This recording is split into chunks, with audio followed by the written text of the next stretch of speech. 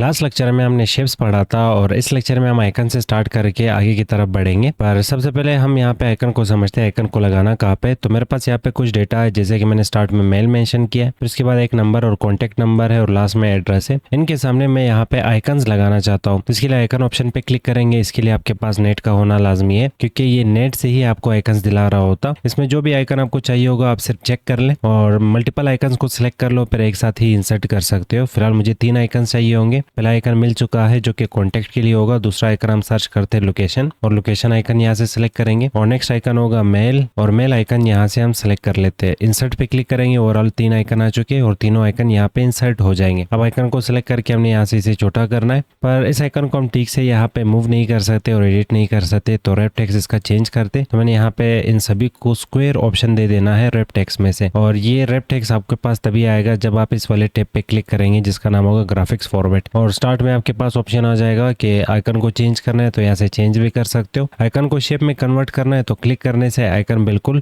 Convert हो जाएगा shape में।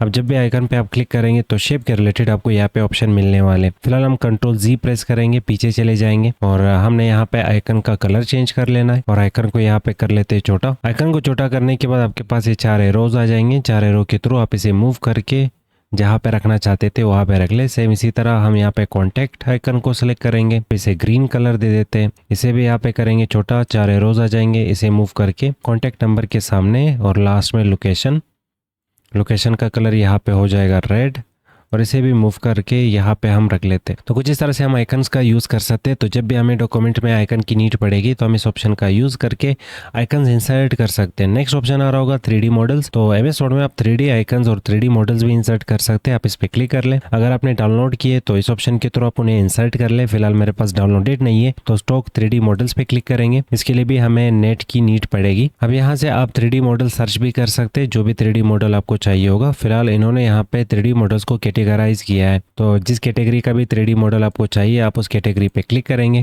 क्लिक करने के बाद जो भी 3D मॉडल आपको चाहिए आप उसे सेलेक्ट कर ले। एक साथ मल्टीपल भी आप इंसर्ट कर सकते। फिलहाल हम एक ही इंसर्ट करेंगे। इंसर्ट पे क्लिक करते,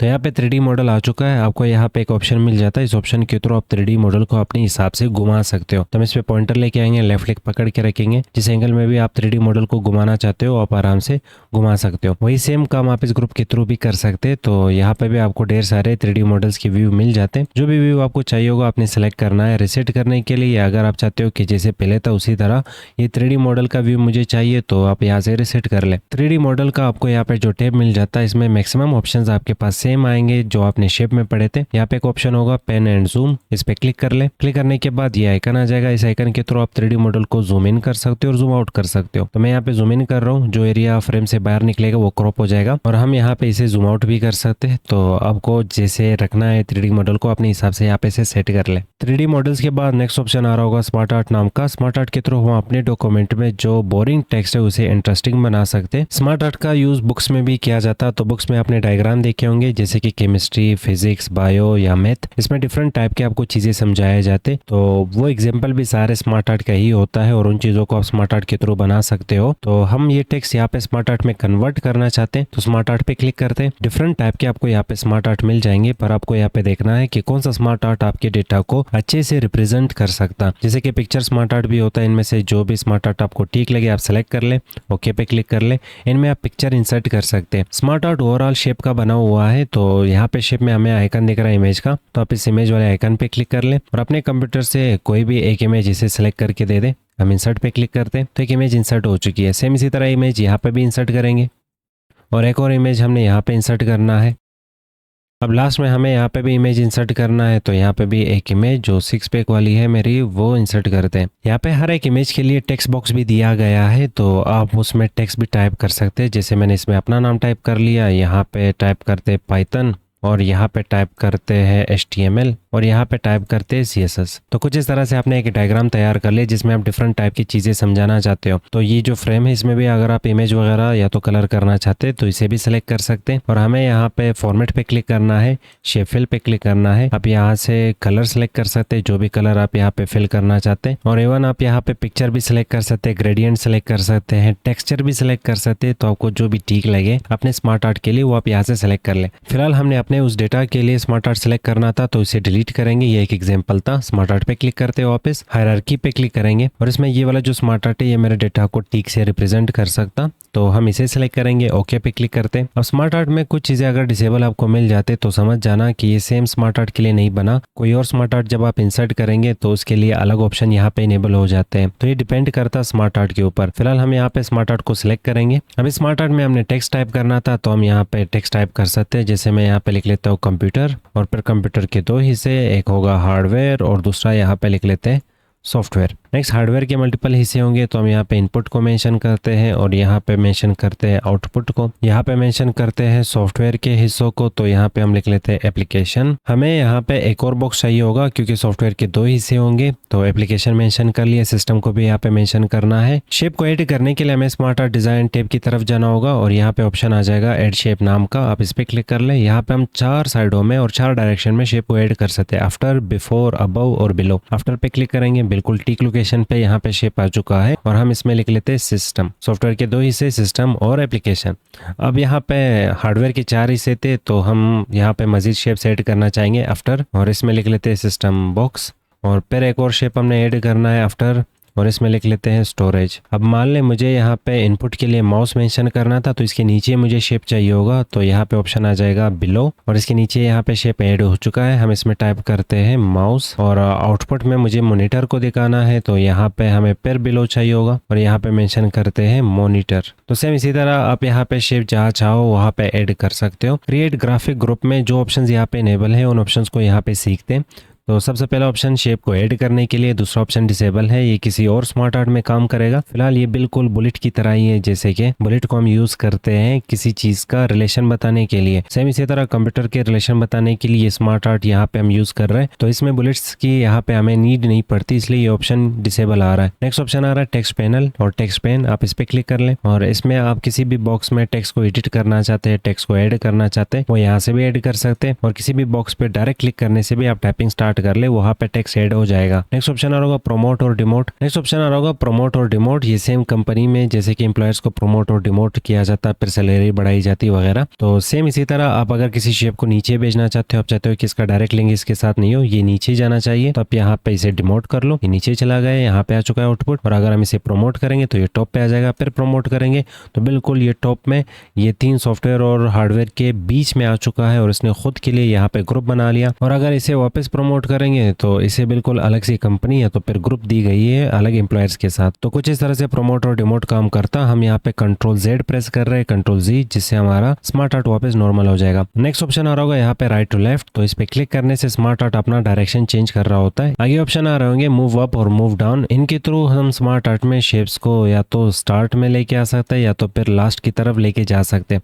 फिलहाल यहाँ पे टॉप पे आ रहा होगा इनपुट, तो मैं यहाँ पे टॉप पे आउटपुट को रखना चाहता हूँ, तो मूव अप, टॉप पे आउटपुट आ चुका है। और अगर मुझे स्टोरेज की जगह पे इसे लाना है तो मूव डाउन, तो ये स्टोरेज की तरफ आ जाएगा। तो कुछ इस तरह से हम शेप्स को मूव भी कर सकते हैं और आप यहाँ से शेप को पकड़ के अपने हिसाब से इस बॉक्स के इनसाइड कहीं पे भी रख सकते हैं। फिलहाल हम यहाँ पे Ctrl+Z वापस इसे नॉर्मल करते हैं। अगर चार्ट का लेआउट हमें चेंज करना है, फिलहाल इसके लिए डिसेबल है, तो इस ऑप्शन का हम यूज कर सकते हैं। और लेआउट के लिए आपको यहाँ पे एक और ग्रुप भी दिया गया है लेआउट्स, आप यहाँ पे क्लिक कर ले, जो भी लेआउट आपको स्मार्ट आर्ट के लिए ठीक लगे आप क्लिक कर ले, वो लेआउट स्मार्ट आर्ट पे अप्लाई हो जाएगा। नेक्स्ट आ रहा होगा कलर। स्मार्ट आर्ट के लिए जो भी कलर आपको चाहिए होगा आप यहाँ से सेलेक्ट कर सकते हैं कलर। और आगे ऑप्शन आ रहा होगा स्मार्ट आर्ट के लिए स्टाइल, तो यहाँ पे 3D स्टाइल्स भी आपको मिल जाते हैं। तो यहाँ पे ऊपर आ रहा होगा नॉर्मल स्टाइल, जो कि बेस्ट मैच होता है हमारा डॉक्यूमेंट के साथ, और यहाँ पे आ जाता है 3D। तो 3D में जो भी स्टाइल आपको ठीक लगे क्लिक कर लो, वो स्टाइल अप्लाई हो जाएगा। और आगे ऑप्शन आ रहा होगा रिसेट ग्राफिक्स। ग्राफिक पसंद नहीं आ रहा और स्मार्ट आर्ट को आप नॉर्मल करना चाहते हो जैसे पहले था, आप इस ऑप्शन पे क्लिक कर ले, ये नॉर्मल हो जाएगा। फिलहाल इसे 3D फॉर्मेट दे देते हैं और फॉर्मेट टैब पे क्लिक करेंगे, जो कि अगला टैब होगा स्मार्ट आर्ट के लिए। और इसमें भी मैक्सिमम चीजें आपको पहले से आते हैं क्योंकि आपने शेप्स पढ़े हैं। और यहाँ पे स्टार्ट में फर्स्ट ऑप्शन आ रहा होगा शेप्स ग्रुप में एडिट इन 2D, क्योंकि ये 3D में, तो 3D में शेप्स को एडिट करना थोड़ा सा मुश्किल होगा। आप यहाँ पे शेप को सिलेक्ट करके उसे अपने हिसाब से यहाँ पे कलर दे सकते हो, अपने हिसाब से उसे आउटलाइन दे सकते हो, तो जैसे चाहो आप इसे एडिट कर सकते हो। पर 3D में थोड़ा सा ये एडिटिंग मुश्किल हो जाती है, तो ऑप्शन दिया गया है कि एक दफा 2D में कन्वर्ट कर लो। अब आराम से आप अपना एडिटिंग कर लो। एडिटिंग खत्म होने पे आप वापस इस ऑप्शन पे क्लिक करेंगे तो ये वापस आपको आपका 3D फॉर्मेट दे देता है। और कोई शेप आपको पसंद नहीं आ रहा, जैसे कि इनपुट शेप मुझे पसंद नहीं आ रहा, इनपुट के लिए कोई और शेप होना चाहिए, तो हम यहाँ पे शेप्स को भी अपने हिसाब से चेंज कर सकते हैं। और अगर आपको शेप का जो साइज है वो छोटा बड़ा करना है तो शेप को सिलेक्ट कर ले, लार्जर पे क्लिक कर लो, शेप का यहाँ पे साइज बढ़ रहा होता है, और स्मॉलर पे क्लिक करने से शेप का जो साइज है वो छोटा होगा। अगर आप एडिट इन 2D पे क्लिक करेंगे तो किसी भी शेप पे क्लिक करने से आपको डॉट्स मिल जाएंगे।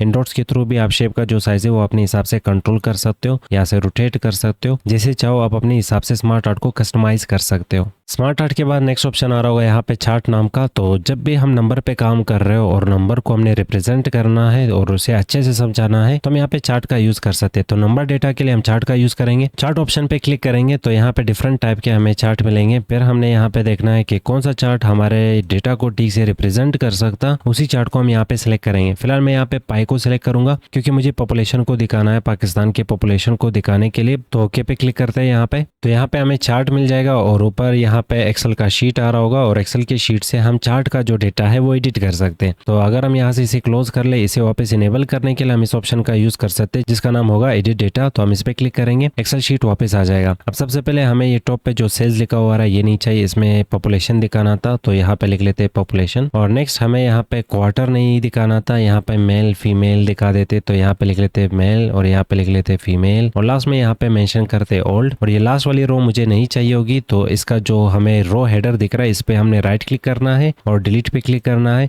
तो वो रो डिलीट हो जाएगी। नेक्स्ट हमें यहाँ पे ये नंबर को ठीक करना है, तो यहाँ पे पॉपुलेशन वाले कॉलम को थोड़ा सा बड़ा करके यहाँ पे नंबर टाइप करते हैं मेल, यहाँ पे 8 करोड़ रखते हैं। यहाँ पे मैंने मेल के लिए 8 करोड़ टाइप किया और फीमेल के लिए यहाँ पे 13 करोड़ हम टाइप करते हैं और ओल्ड के लिए हम यहाँ पे 3 करोड़ टाइप करते हैं। ओवरऑल हम यहाँ पे सिर्फ समझ रहे हैं चार्ट को, इनसे हमारा कोई काम नहीं, हम यहाँ पे चार्ट को समझ रहे हैं और यहाँ पे एग्जाम्पल ले रहे हैं इस पॉपुलेशन का। और जैसे हम डेटा एडिट करते हैं तो यहाँ से इसे क्लोज कर सकते हैं। तो नीचे हमें बताया जा रहा होगा कि ब्लू कलर रिप्रेजेंट कर रहा मेल को और मल्टा कलर रिप्रेजेंट कर रहा फीमेल को और लास्ट में यहाँ पे ओल्ड, तो जो ग्रीन कलर रह जाता है वो यहाँ पे रिप्रेजेंट कर रहा है ओल्ड को। यहाँ पे हमें समझ आ चुका होगा कि चार्ट को हम कैसे यूज कर सकते हैं। चार्ट का टाइप चेंज करना है तो आप यहाँ पे क्लिक कर ले, आपको यहाँ पे 3D चार्ट्स भी मिल जाते हैं। आप ओके पे क्लिक करेंगे तो 3D चार्ट्स भी आप यहाँ से सिलेक्ट कर सकते हैं, जो भी आपको ठीक लगे अपने हिसाब से आप हमेशा चार्ट को कस्टमाइज कर सकते हैं। और अगर आप यहाँ पे वो नंबर चाहते हैं, नंबर्स को इनेबल करना चाहते हैं तो फर्स्ट ऑप्शन होगा एड चार्ट एलिमेंट्स, आप इस पे क्लिक कर ले। क्लिक करने के बाद चार्ट का टाइटल चाहिए नहीं चाहिए, इनेबल करना है और इसे कहाँ पे रखना है वो सारे ऑप्शन आपको यहाँ पे दिए गए। और चार्ट के लेबल्स आपको चाहिए नहीं चाहिए या कहाँ पे चाहिए उसके लिए भी पोजीशन और ऑप्शंस आपको दिए जा रहे हैं यहाँ पे। तो जहाँ पे भी लेबल को ऐड करना चाहते हो कर सकते हो। और लेबल के लिए लास्ट में डेटा कॉल आउट में परसेंटेज भी मिल जाता है जो कि और अच्छे से डेटा को रिप्रेजेंट कर रहा है। और नेक्स्ट ऑप्शन यहाँ पे डिसेबल आ रहा है क्योंकि ये डिपेंड करता है कि आप कौन से चार्ट को यूज कर रहे हो। तो इस चार्ट के लिए ऑप्शन डिसेबल है, ये किसी और चार्ट के लिए हम यूज कर सकते हैं, फिलहाल इस चार्ट के लिए नहीं। नेक्स्ट ऑप्शन आ रहा होगा यहाँ पे लेजेंड, तो लेजेंड पे क्लिक करेंगे नन। ये जो लास्ट में आपके पास ऑप्शन आ रहा है जो कि मेल फीमेल ये चीजें रिप्रेजेंट कर रहे हैं वो डायरेक्टली यहाँ पे कॉल आउट्स में भी आपको दिख रहा होगा, तो शायद ही इसकी नीड पड़े हमें, पर आप इसे नन कर सकते हो या तो फिर इसे राइट में रख लो,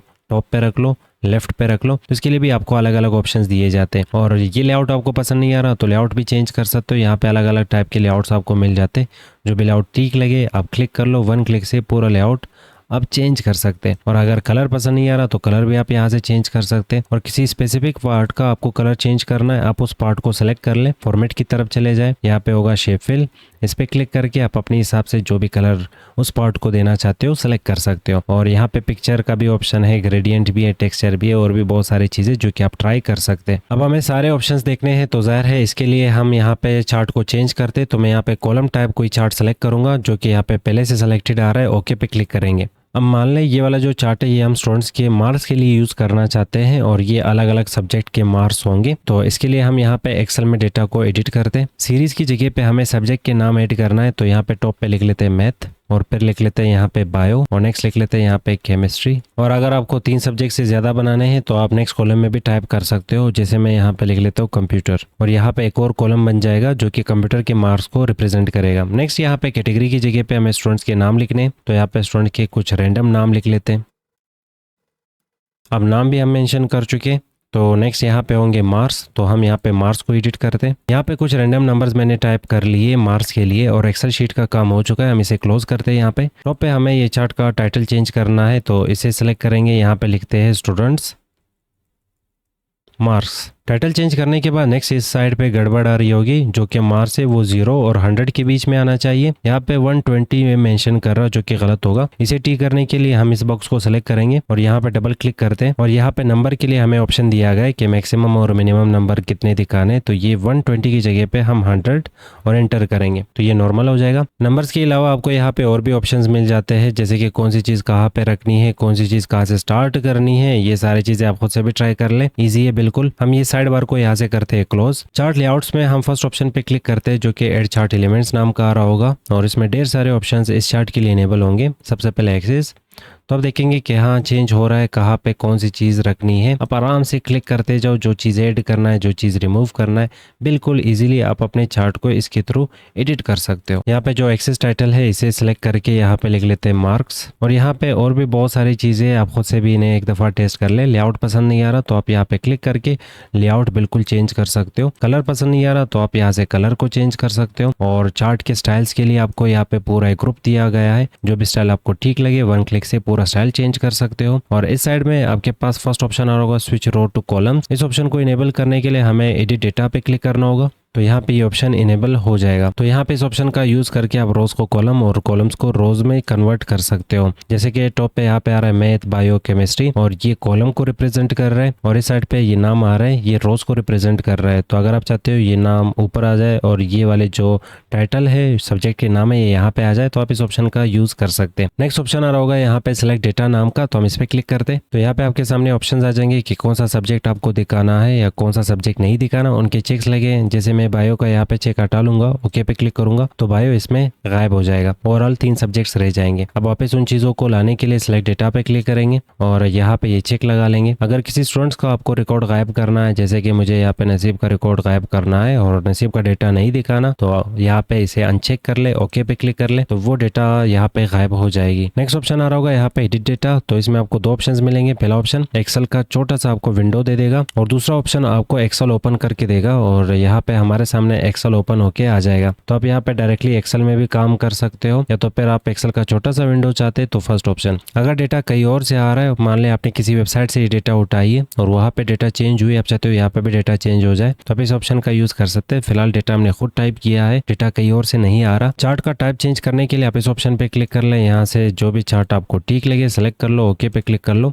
यहाँ पे चार्ट का जो टाइप है वो चेंज हो जाएगा और यहाँ पे 3D चार्ट हमने सेलेक्ट कर लिया। चार्ट डिजाइन के बाद नेक्स्ट आ रहा होगा यहाँ पे फॉर्मेट नाम का, तो इसके थ्रू हम यहाँ पे शेप को फॉर्मेट कर सकते हैं। ओवरऑल यहाँ पे जो चार्ट हमारे सामने है वो शेप से ही बना है, तो उसको एडिट करना, उसके टेक्स्ट को एडिट करना, तो हम इस स्टेप का यूज कर सकते हैं। सबसे पहला ग्रुप यहाँ पे यूनिक होगा, बाकी वही सेम चीजें हैं जो कि आपने शेप में पढ़े हैं, जैसे कि शेप को इंसर्ट करना, शेप को स्टाइल करना, शेप के इनसाइड जो टेक्स्ट है वो स्टाइल करना, शेप के रिलेटेड इंफॉर्मेशन ऐड करना, शेप्स को अरेंज करना और शेप्स को साइज देना। स्मार्ट के इनसाइड डिफरेंट एरियाज है, तो अगर आप इनमें से कोई एक स्पेसिफिक एरिया सेलेक्ट करना चाहते हैं तो ये ऑप्शन आप यहाँ पे क्लिक कर ले। चार्ट एरिया पे क्लिक करेंगे, पूरा चार्ट ये सिलेक्ट कर लेता है। तो आप यहाँ पे क्लिक करके चार्ट के लिए अपने हिसाब से कोई भी कलर या तो इमेज या तो फिर टेक्सचर वगैरह सेलेक्ट कर सकते हैं। हम यहाँ पे क्लिक करेंगे, नेक्स्ट आ रहा होगा चार्ट का टाइटल, तो इससे चार्ट का टाइटल सिर्फ सिलेक्ट हो जाएगा, जिसे आप अपने हिसाब से वापस कस्टमाइज कर सकते हो, कलर वगैरह डिजाइन चेंज कर सकते हो। तो चार्ट का मुख्तलिफ एरियाज को सिलेक्ट करने के लिए आप इन ऑप्शन का यूज कर ले। आपको जो भी एरिया सेलेक्ट करना है, क्लिक करना है, वो एरिया सेलेक्ट हो जाएगा, फिर आप अपने हिसाब से यहाँ पे स्टाइलिंग कर सकते हैं। नेक्स्ट यहाँ पे फॉर्मेट सिलेक्शन, जो भी एरिया आपने यहाँ पे सिलेक्ट किया होगा चार्ट का, सिर्फ उसे आपने फॉर्मेट करना है, तो आप इस ऑप्शन पे क्लिक कर ले और इस साइड बार में आपको इस एरिया के रिलेटेड डिफरेंट ऑप्शंस मिल जाते हैं, जिनको आप यूज करके मजीद अपने चार्ट को बेहतर बना सकते हो। लास्ट ऑप्शन आ रहा होगा यहाँ पे रिसेट नाम का। अगर चार्ट के किसी स्पेसिफिक एरिया में आप चेंजेस करते हैं, आपको चेंजेस पसंद नहीं आते, तो उसे आप यहाँ से रिसेट कर सकते हो। और अगर आपको पूरा चार्ट रिसेट करना है तो चार्ट को सिलेक्ट कर लो और रिसेट टू मैच स्टाइल पे क्लिक कर लो, ये रिसेट हो जाएगा। चार्ट के बाद नेक्स्ट ऑप्शन आ रहा होगा यहाँ पे स्क्रीनशॉट नाम का, तो MS वर्ड में हम स्क्रीनशॉट ऐड करने के लिए इस ऑप्शन का यूज कर सकते हैं। आप यहाँ पे क्लिक कर ले और सबसे पहले ये बता रहा है कि आपने बैकग्राउंड में कितने विंडोज ओपन किए, उनमें से किस विंडो को आपको स्क्रीनशॉट चाहिए, आप क्लिक कर लो, उसका स्क्रीनशॉट आ जाएगी। अब यहाँ पे आप क्रॉप कर सकते हो अपने हिसाब से, ब्लैक पॉइंट्स आ जाएंगे और इमेज के टूल्स आपने सीखे होंगे जो हमने लास्ट लेक्चर में पढ़ा था। आप यहाँ पे क्रॉप कर ले, बाहर क्लिक कर ले, इमेज क्रॉप हो जाएगी। अगर आप MS वर्ड पे नोट्स बना रहे हैं और आप चाहते हैं MS वर्ड के ही स्क्रीनशॉट्स मुझे लेने हैं, तो आपको यहाँ पे काम करना होगा। MS वर्ड का एक विंडो ये रही, एक और विंडो आपको ओपन करना है, तो Ctrl N प्रेस करेंगे, एक और विंडो आ जाएगी MS वर्ड का ओवरऑल यहाँ पे 2 विंडो आ चुके हैं, एक बैकग्राउंड में मौजूद होगा। अब बैकग्राउंड में जो विंडो ओपन है उसका स्क्रीनशॉट हमने लेना है, तो यहाँ पे भी आप अपने हिसाब से वो वाली टैब ओपन कर ले जिसके ऑप्शंस का आपने स्क्रीनशॉट लेनी है। जैसे कि मुझे इंसर्ट टैब में इस वाले ग्रुप का स्क्रीनशॉट लेना है, तो इसी को मैंने यहाँ पे ओपन करके रखा है। ये वाली विंडो वापस मैक्सिमाइज करते हैं, इंसर्ट टैब पे क्लिक करते हैं और यहाँ पे स्क्रीनशॉट पे क्लिक करेंगे और स्क्रीन क्लिपिंग नाम का ऑप्शन आ जाएगा, हम इस पे क्लिक करेंगे। ये जो मेन विंडो है ये यहाँ पे मिनिमाइज हो जाएगी और जो इसके बैकग्राउंड में विंडो होगी उसी का स्क्रीनशॉट हम यहाँ पे ले रहे हैं। तो याद रख लो, हमने 2 दफा MS वर्ड को ओपन किया था, तो एक MS वर्ड की जो विंडो है वो मिनिमाइज हो चुकी थी और जो दूसरा विंडो बैकग्राउंड में मौजूद थी उसी का हमने यहाँ पे स्क्रीनशॉट ली। तो यहाँ पे स्क्रीनशॉट आ चुकी है वो स्पेसिफिक ग्रुप का। अब अगर मुझे एक और स्क्रीनशॉट लेनी है तो यहाँ पे हमने वापस कर्सर रखा, इंसर्ट पे क्लिक करेंगे, स्क्रीनशॉट पे क्लिक करेंगे, स्क्रीन क्लिपिंग पे क्लिक करते हैं तो वापस वही जो मेन विंडो है वो मिनिमाइज हो जाती है हमेशा।